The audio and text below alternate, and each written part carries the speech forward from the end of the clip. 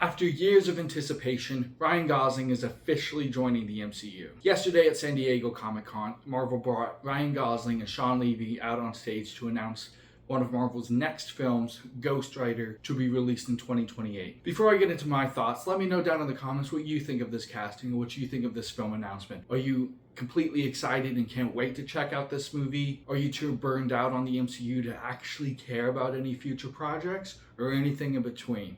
And with that, let's get into my thoughts. Now, of course, I don't need to talk about how likable and talented Ryan Gosling is, but I'm still going to. Ryan Gosling, over the last 25 or so years, has done great roles in a multitude of genres, from sports films, rom-coms, Barbie, this year's sci-fi film Project Hail Mary, which I absolutely loved. It is my favorite movie of the year.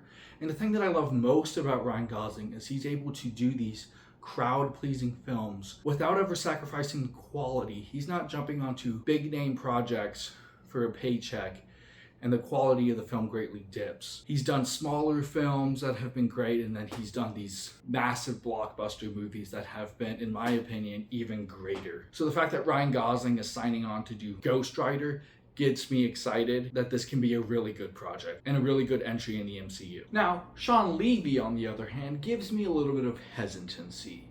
He's not a terrible director, but none of his films have had a lasting impression on me. Did I like Night at the Museum as a kid?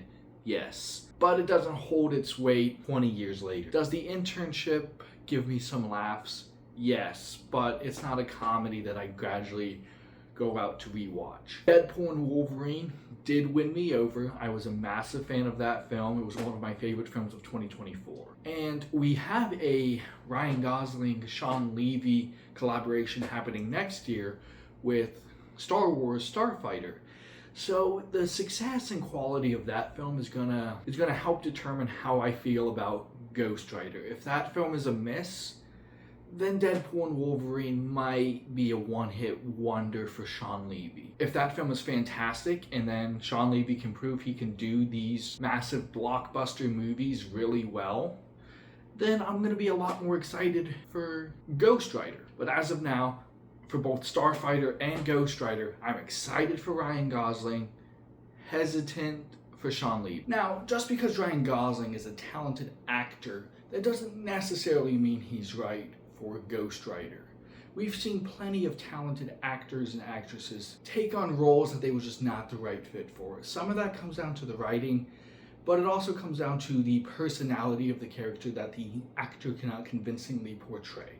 But there are two movies that I want to talk about that I think showcase the qualities that Ryan Gosling can bring to Ghost Rider. In the movie Drive, there's not a lot of dialogue in this movie, so Gosling brings this quiet and reserved, even mysterious presence to him, but he's able to still command the screen, and I think that's something that Ghost Rider really needs. And then just a year later, in a movie called A Place Beyond the Pines, he plays a motorcycle rider who's down on his luck and has to turn to bank robberies to help his son. And that's pretty similar to the character of Ghost Rider, as he had to make a deal with the devil to save his father. So Ryan Gosling has proved that he can play these quiet, reserved characters who have to make tough choices to protect their family, and I think that will allow him to play a very effective Ghost Rider. So that's just my quick thoughts that I wanted to share when I heard Ryan Gosling is going to be joining the MCU as Ghost Rider.